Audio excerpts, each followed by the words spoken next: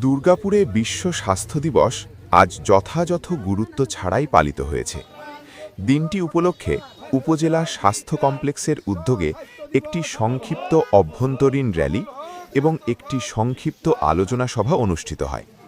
তবে আয়োজন ছিল অনেকটাই সীমিত, ছিল না তেমন কোনো জনসচেতনতামূলক কার্যক্রম।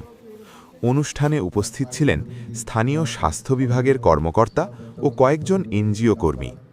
বক্তারা স্বাস্থ্য সচেতনতার গুরুত্ব তুলে ধরলেও সাধারণ মানুষের অংশগ্রহণ ছিল চোখে পড়ার মতো কম।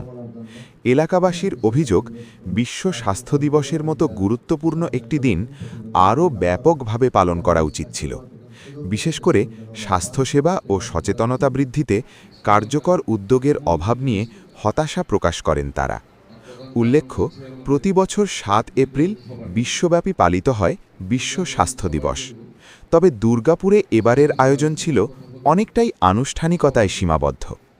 সবার মধ্যে আমি বুঝাই দিতে চাচ্ছি একটা জিনিস, সেটা হচ্ছে মানুষ